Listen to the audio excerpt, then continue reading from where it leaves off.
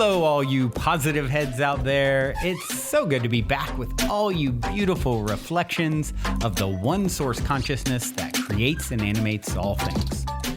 If you're new to this podcast, of course, we're super happy to have you here. And if you've been listening and enjoying for a while, I would be super grateful if you would please take a moment to give us a review on Apple Podcasts.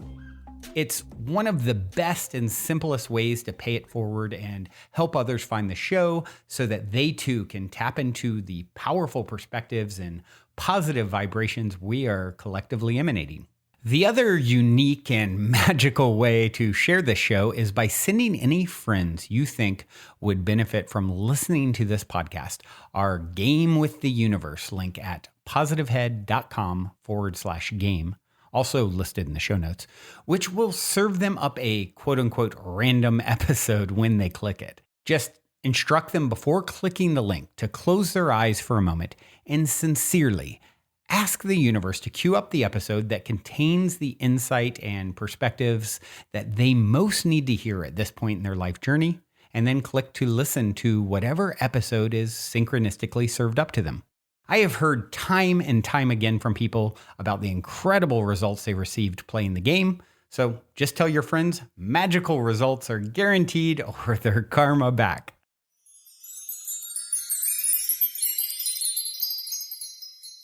All right, all you positive heads, welcome. Welcome one and all.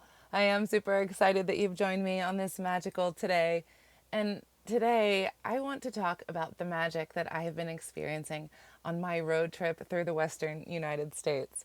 I've been on this trip so far for 2 weeks, and I've been through the states of California, Oregon, Washington, Idaho, and now Montana. And this is such beautiful land, and it is a bucket list place for me. And so I'm really happy to be here. Montana is as beautiful as they say. And I get to spend about a week here, and I'm going to be doing some pretty amazing things here. And I'll tell you more about that later on in the week. But I wanted to share so far with you some of the magic that I have experienced on my trip. I've been to the coast of Oregon, to Mount Shasta, California for a few days, with a little stop in Northern Oregon on the way through Washington, Idaho to Montana, where we are here, like I said, for the next week or so. And when we go on trips like this, when we just get away, we take a break and we relax, we have the ability to just pay attention more to what's around us because we're not so busy. We're not so worried about the next thing to do. And we have that time to just sit and be at peace. And because I've had that time, I've been noticing so much medicine all around me. Animal medicine, insect medicine, nature medicine, land medicine, all around. It's always all around us. If we're paying attention, we will see it. And I want to share with you some of the medicine that I've received over the last week or so. And first, I want to share with you a poem that was on the refrigerator of the little cabin that I stayed in Mount Shasta, because it just so happens that I stayed at a place that had this beautiful poem on the fridge. And it tells me that I'm always guided. I'm always shown the right direction. We did this trip kind of on the fly and picked places to stay as we went. And we have been finding the most perfect places. And this is a really good example of how we're always in the right place at the right time. We happen to be always leaving late, of course, and it's hard to get all the things together for a big trip like this. But when we do leave, the synchronicities are everywhere. It'll either be 11:11 when we leave, or 2:22, or we see the license plate numbers of the triple digits right off the bat. And we know that we're right on time. So this poem here that I want to share with you that was on the refrigerator in Mount Shasta, this beautiful little cabin that we stayed at, is called One True Tribe. This is the time and the need for the one true tribe to recognize itself and begin living. Who is in this one true tribe? All hearts everywhere. We cannot not know each other. There are no places we haven't seen, and no one can live apart from the other. from how the other somewhere else affects everyone here. We know of everyone's suffering and everyone's needs. Our hearts are all the same, with the same impulse to live and live well. To live well, all must know their own heart and recognize everyone's heart. The heart, the place and the knowing of love. The recognition of all as love. Love is the impulse to serve without selfishness, to give so all can live with dignity. Love makes happiness, purpose, and enjoyment. Love does not cause suffering for others.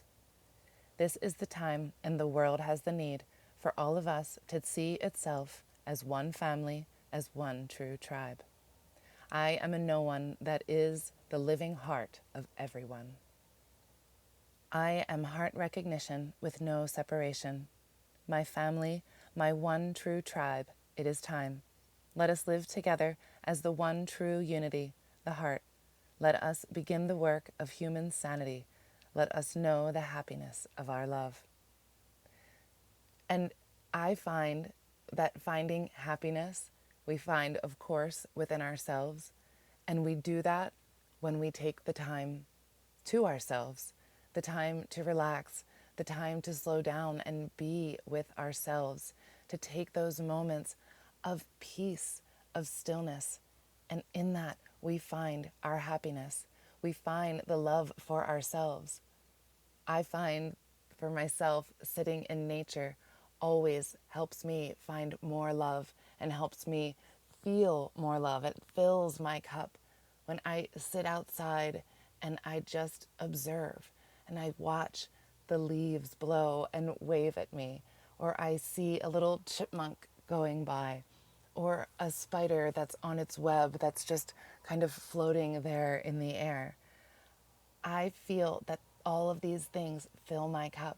Listening to the birds, the feel of the wind, just being able to sit in silence and enjoy the space, enjoy the land, knowing that all of this has been provided for us, for our enjoyment.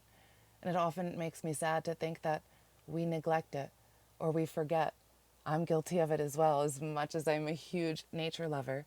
When we get stuck in our daily to-dos, in our work, in all of the home activities, the children activities, whatever it may be, we can forget.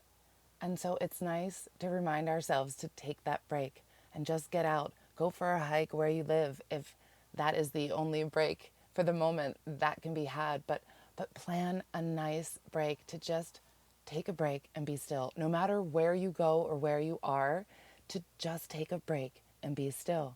Before we continue on with today's episode, I'd like to take a quick moment to tell you about our sponsor, HelloFresh. I'm sure by now you have at least heard of this hugely popular food delivery service that makes cooking much less of a headache with its pre-portioned ingredient recipes and simple step-by-step preparation instructions. What you may not know is their delicious recipes are ready in 15 minutes or less and are 25% cheaper than takeout. And now, in addition to convenient meals, it's easier than ever to skip that extra grocery store run by adding snacks, sides, and more to your weekly order. The HelloFresh Market has a curated selection of over 100 items. As someone who can sometimes suffer from decision fatigue due to all the projects and demanding work on my plate, I personally love the convenience of having my meal plate decisions already figured out for me with something healthy, fast, and fresh. And if you're interested in trying out HelloFresh for yourself, as a listener of this podcast, you'll get 50% off your order plus free shipping by going to hellofresh.com/positivehead50 and using the code positivehead50.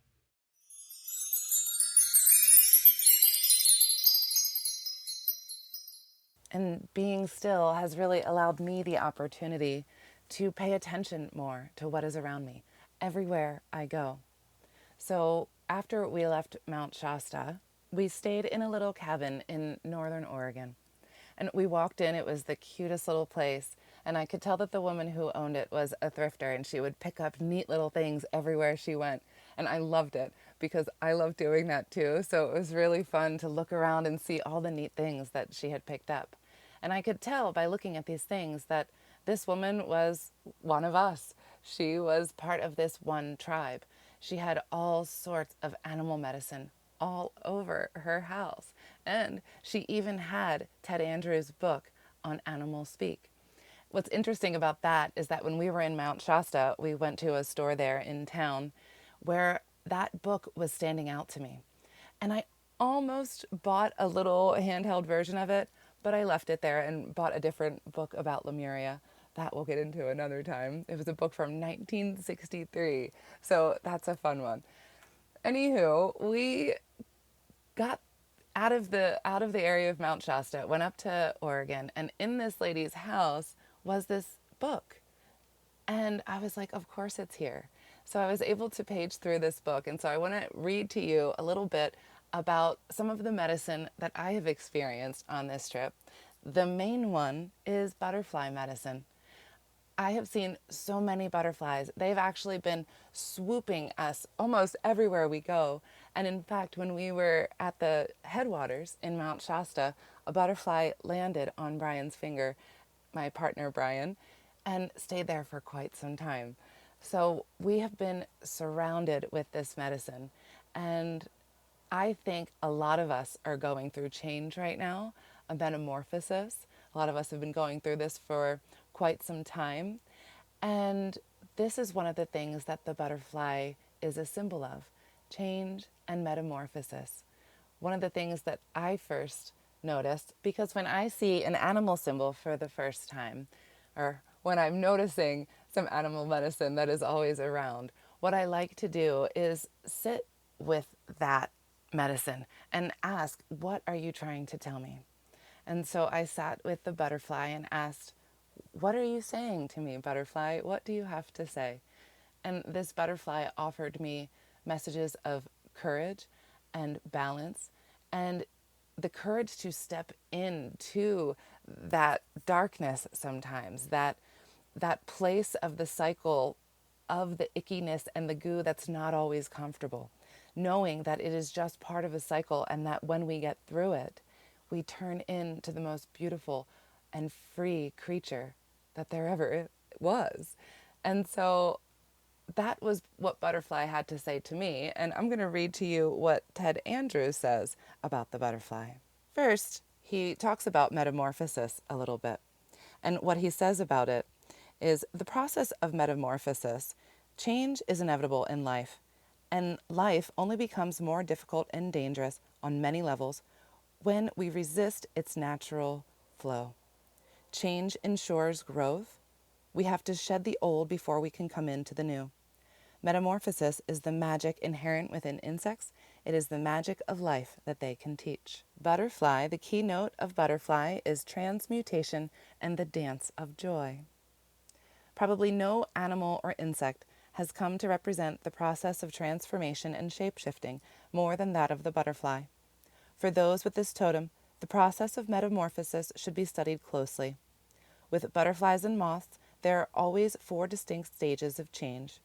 The cocoon is only spun by the moth and not by a true butterfly for the chrysalis stage. With butterflies and moths, there are always 4 distinct stages of change.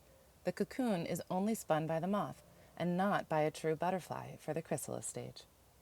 When butterfly shows up, make note of the most important issues confronting you at the moment. This is probably why butterfly has shown up. What stage of change are you at in regard to them? To determine that, you may have to examine and determine what you wish the outcome to be and how to best accomplish it. The butterfly is a powerful symbol in myth and religion. In early Christianity, it was a symbol of the soul. In China, it was used as a symbol of conjugal bliss and joy. In the Hopi tradition, unmarried girls of the butterfly clan wore their hair in the shape of butterfly wings. In Indian lore are stories of how butterflies come when called by the children of the Nez Perce tribe. To the Native Americans, the butterfly is a symbol of change, joy, and color.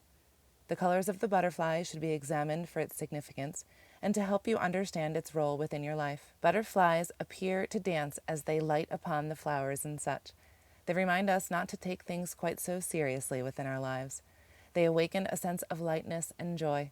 They remind us that life is a dance, and dance, though powerful, is also great pleasure.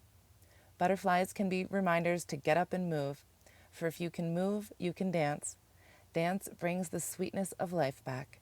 This is further exemplified by the fact that butterflies actually have taste receptacles on the front of their legs. They taste flowers by walking upon them. Butterflies bring color and joy with them. When butterflies come into your life, look at how much or how little joy is within your life. Lighten up. Look for change. Don't forget that all change is good. Butterfly medicine reminds us to make changes when the opportunities present themselves. Transformation is inevitable, but butterfly will help teach you that growth and change does not have to be traumatic. It will teach you that it can occur as gently, as sweetly, and as joyfully as we wish. This is so true because we get to choose how easy or how hard we make things on ourselves. We can get into our own little shitstorm, or we can find the silver lining in the gray cloud. If we can see it from that silver lining perspective, understanding that all change is good and that all change is purposeful, it's divine, it's leading us in the right direction. It may not feel good in the moment, but it is purposeful and divine. So if we can ease into it, allow the flow like a smooth river, like I'm watching here in Montana, and just let the divine take us down that river. I did a show a while back called Drop the Oars, and I'm being reminded of that show now, to just relax and let go of all of that control, and especially when it feels like we're in that muck and mire of the cycle, to just allow Spirit to guide us, because Spirit is always guiding us. I am shown this consistently in my life journey. Everywhere I go, throughout each and every day, this is proven to me. And it's funny, we as humans, sometimes, even though it's proven to us over and over again, we still worry. Still, oh, what am I going to do about this? And every time I do this, I laugh at myself because I find it is unnecessary. We are always guided, protected, provided for in this beautiful divine plan. Look to nature and she will guide you. She will teach you. She will show you the way. I think that's it for me today, everyone. I'm going to leave you with this song by Rising Appalachia, Find Your Way. Until next time, I love you all.